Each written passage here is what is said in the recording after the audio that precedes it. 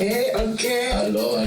Bassie, I'm very good. How are you? Very well. Welcome. Thank you. To the book club. Thank you very much for having me here. It's wonderful to have you as our first author for our book club. Yes. That, came about, obviously, I've also written a memoir. And I thought it's important, to first of all encourage South Africans, to write our stories. Yes, absolutely. But also to encourage the culture of reading. And so when I heard about your book, the second verse, I thought we need to have Onke, in the room. Yes. Just share with us what inspired the second verse and your process of writing. The book is inspired by life. And when I say that, I'm speaking as a psychologist because that's what I do as a job. The work I do with young people, the work I do with clients, but also because I think as someone who's always read from a young age, I think coming of age stories really resonated with me. And there's one in particular called The Catcher in the Rye, which I had to read in high school. And when I read it, I didn't like it because I thought the protagonist was a bit mean. I didn't like where he was coming from. But then when I read it again in my 20s, I think early 20s, I realized how much I'd changed and how much I'd learned, and I identified with that character. And then when I read it again in my 30s, I knew that I would love to share experiences that I have gone through with younger people. And so when I wrote this book, I was coming from a place of trying to speak to adults and saying to them, reflect on your journey and the decisions you've made that have got you to where you are now. And I think my process, I grew up listening to stories, whether it was family members telling stories, watching film, reading. And so I just felt like, what have I got to say in terms of what I've been through? The book only came out in June this year. So since then, it's been so overwhelming for me because I'm getting that feedback for the first time because I've been on my own writing it. Yeah. And I mean, writing is also a very lonely process. Yes. And when you finally sort of got your manuscript before, obviously, you even got it published, how did that feel like? It was unreal. I mean, I hate to speak in cliches, but it really felt unreal because of where it had come from, the different drafts that it had gone through. I almost feel like this story was yearning to come out without me even realizing. And also I'm realizing now that I didn't think a lot about what kind of story have I written. I just thought I'm practicing the craft of writing.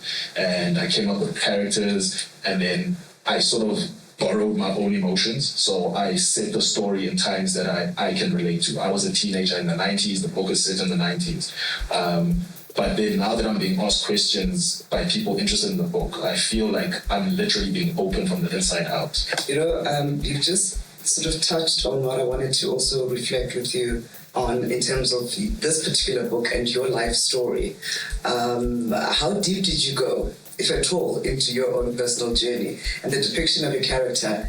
Is it an Onke at a tender age, perhaps in adolescent stage, coming into his own, into manhood? Yes, I think definitely. So for example, the main character, the story is set in an all-boys school. I went to an all-boys school. He's also a young man who's Xhosa and is going to have to go through the whole initiation, and it's about how he compares those experiences of becoming a man with what he's being taught at school about being a man. I went through those experiences. It's also about a young man who's a creative, but he's in an environment where no one is encouraging it. And he's now being forced to use his intellect to plan what he's going to do after high school. It's a situation I found myself in. Growing up with an alcoholic parent, that's also a situation I found myself in. And then of course he falls in love in the story with the wrong kind of woman. That's probably the story of my life in high school. So without intentionally doing it and saying these events that happened to me are in the book, but the emotions and the settings. And that's why I even chose the 90s, because I was asked this by someone and I said to them, when I think about teenagers of today, it would have been hard to tell a story about teenagers without bringing social media into it, because I think that comes with its own psychological dynamics. And I felt I didn't want to have those in a story about teenagers, so let me write about a setting that I'm familiar with. So a lot of me is in there without me intentionally trying to put it there, but I'm actually happy because then it feels like this is the therapy, talking about it and reflecting on those experiences and realizing, oh, but I and not alone in these experiences. Thank you for sharing that. I'm raising 3 children, and I had to be a working, a big mom and teacher at the same time, Yes. and shouting at people. I said, but mom, you can't shout at me. I said, no, but now I'm not mommy. Now I'm teacher. Yes. Like, no, but how is that supposed to work? So we all had to navigate a new dynamic in my home. When you were writing, at any given time, did you have a writer's block? What were the moments where it was difficult to, again, continue putting pen to paper? So one of the biggest things I've learned since I started writing was not to give writer's block an opportunity by simply having a daily target. So once before, I used to just write and thinking that once I get to a blank page, I'll be inspired and I'll write. But then I very quickly realized from reading books on how to write and watching videos on how to improve your writing that if you have a daily target, so mine is 1,500 words, it doesn't matter how I feel, it doesn't matter whether it's weekend, whether it's my mother's birthday, whether it's Easter, whether it's Christmas, I will wake up at the same time around 6:30 in the morning. Between then and about 9:30, I must get my words in. So I don't always make the target, but the idea of having the target makes sure that even if it doesn't matter how I feel, I'm there trying to get those words. And then one of the biggest lessons I've also learned is that most of what you write on a daily basis is not good. And the real writing actually happens when you go back and have something to edit. So having the focus on trying to finish something is what makes me feel like, okay, if I can finish something, then at least I'm writing. And if I go back and edit it, then I feel like I'm being productive, rather than sitting and thinking, is this good enough? Is it inspired? So I try not to give writer's block that opportunity. My creating driving force was wanting to meet with an editor. So I would write until my abilities get me as far as they can, and then I try to read up more, and if there's nothing I have to apply, then I need that person who can look with a fresh eye, who's an editor. And then once they look at it and tell me what needs to be fixed, then I get motivated again to start again. So, and I think having people to read the story and share what it does for them. One of the things I tried to do with this book was to make sure that people that don't see themselves as readers can pick it up and read it and enjoy it. So one of my beta readers was a young boy that I mentor, and he's now doing his final year in accounting, and I've been mentoring him since he was in grade 11. And no one in his family has ever gotten a degree. He grew up in Togoza, he went to school in Togoza, and so I would talk to him about my writing, and I'd give him chunks of it, and he would read it and get excited. And what I learned also from that was to get off my high horse of how I speak English, but tell a story. It's not about necessarily the prose, because there are many great stories that are told in different form, languages, different ways. It's not necessarily about the language. And it was a big lesson for me, because I think in my background, I came from a background where people wanted you to speak a certain way, or to, I almost had... Enunciate. Yeah, right. Exactly. And if I read a book and I didn't find a word I didn't have to look up, I felt disappointed. And I'd make a list of all those words and keep a dictionary of them. And then when I wrote poetry, I try and use those words. But it's different when you're trying to tell a story and how you're throwing big words in there to try sound a certain way or come across a certain way. And then I found that my early writing, I felt I'm excluding people that really need to hear the story. And I'm not doing myself a justice by trying to communicate in that way. So there's a lot of humor in the book, even though it's dealing with a lot of traumatic experiences. And again, I've always had this idea that if people give you their attention for a long time, like reading a book, you owe them a few laughs, regardless of what you're telling them. But you also owe them honesty, yes, authenticity. You cannot, disrespect your reader. So you want to offer them just such a tapestry and a texture as they journey with you. Anyone who picks up a book is journeying with the author, and I think we need to treat our readers with great respect. Absolutely. The second verse. Talk to me about the title. So the title, the second verse. So the young boy in the story is into hip-hop music. And in hip-hop, certainly the hip hop of the 90s, but not just in hip hop, in music generally, there's this concept that the second verse of any song has to be better than the first verse. So when you hear a good song and the chorus comes in and makes you smile, you hear the first verse and you think this is a great song, and then the next chorus comes in, the second verse just has to be. You have to make it better. So because this is a coming of age story, it's about how this young man in grade 11 going into grade 12 with all these mental health challenges and the family dynamics and the environment at school and what's going to happen as he journeys into manhood, he's thinking about his second verse, life after high school and how do I become better in that process. So it was just a play on that. Love it. I absolutely love it. I'm going to ask you to autograph my copy. Absolutely. I see we share a publisher, Penguin. Yes. What was it like working with them? I absolutely just, I'm a fan of Penguin. It was amazing. They were the last publisher that I thought would love the book. I sent to a number of publishers in South Africa, and within a week, because I had to first send 3 chapters, and they said they'd get back in about 5 to 6 weeks. But within less than 2 weeks, they responded saying, "Can the rest of the manuscript?" And I thought, okay, I don't believe this is happening. But I sent it, and then within 3 weeks after that, they said they'd like to work with me. And since then, it's been unbelievable. I think the publishing industry works slowly, as you know. Things take their time. So there are times when you feel alone and you think, did that really happen? Did you get to that stage? Because now it's quiet, There are stages where you get a lot of attention and then it goes quiet and then the attention comes back. But the support has been absolutely amazing. And because there are so many other publishing names under the Penguin Random House the brand, I thought I was going to be one of the subsidiaries. I didn't think it's going to be Penguin. I thought it was going to be something else. So when I saw that as true, I was like, this is some disbelief.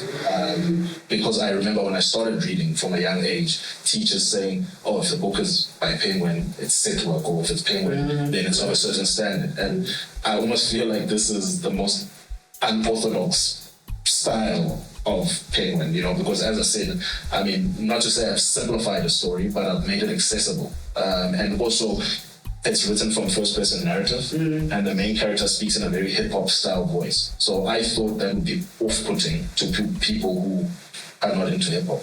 But apparently it's not. I think it just creates the characterization even better. So. Okay, let's talk about your style of writing. Snappy. Let's talk about the dialogue. Okay. It was quite a process to get it quite right through the different drafts that I went through. And it started off with me writing a story in my normal voice, just the way that I speak. But then I also didn't want this to be autobiographical, so I worked hard on the characterization. And I thought, okay, this is a teenager in the 90s.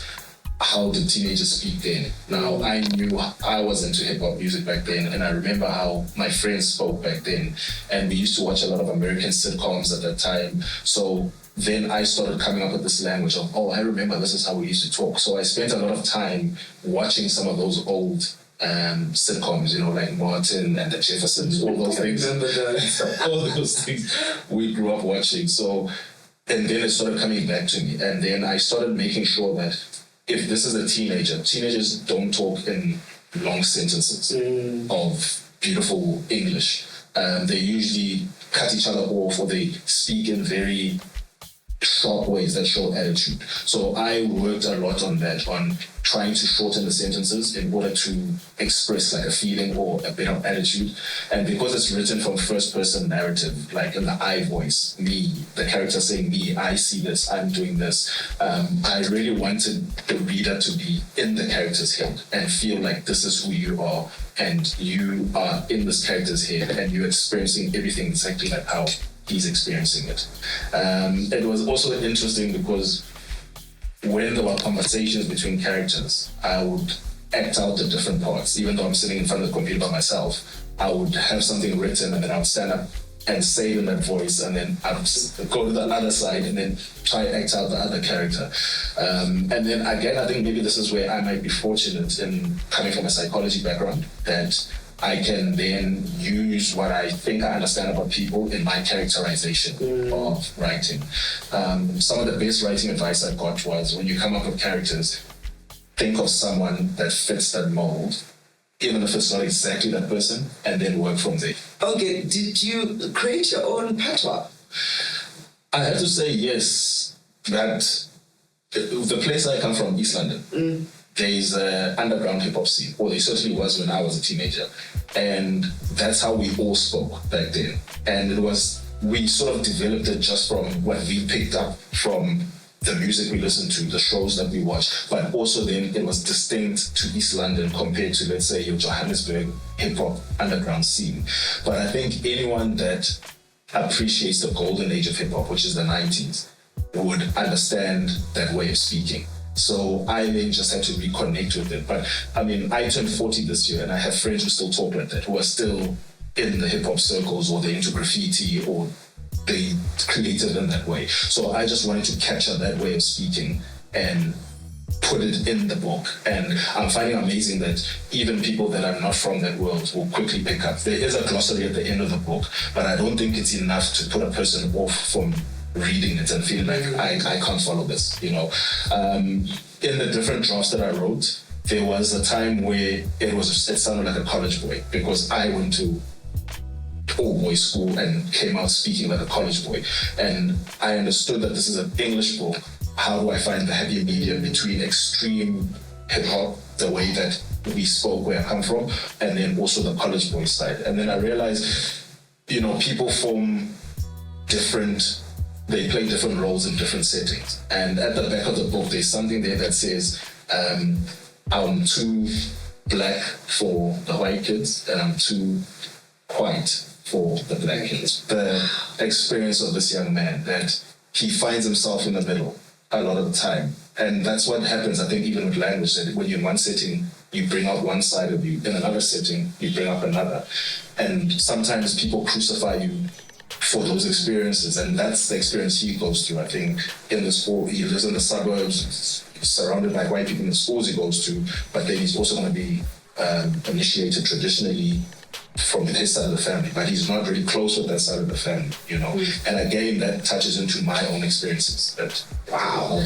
Okay, Anna, let's just maybe, your society is grappling with the issue of toxic masculinity. You're a psychologist, and I think I just want to take advantage of the psychologist in front of us. How are we to deal with this in this modern day age? I certainly believe we need to look at the way that young boys are socialized into manhood. I had a client this week who asked me if I think it's a good idea that they send their young child who's 11 and surrounded by lots of females in the family, and obviously the father's not in the picture. She wanted to know, should she send this boy to an all-boys school in order to learn about manhood? And my first response was no, because boys' schools, in my experience, having gone to one, don't necessarily teach about manhood.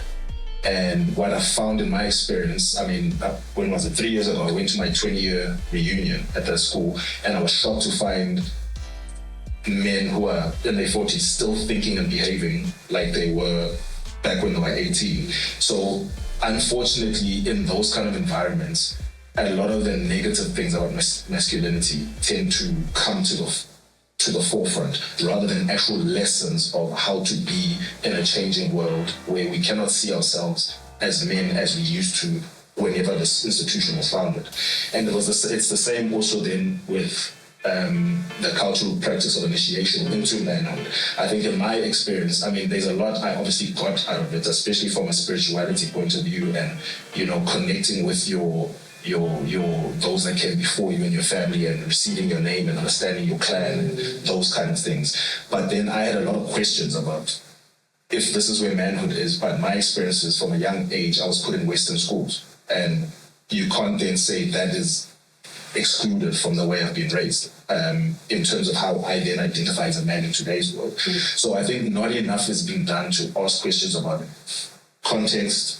What does it look like? We can't just take for granted that it's always been this way.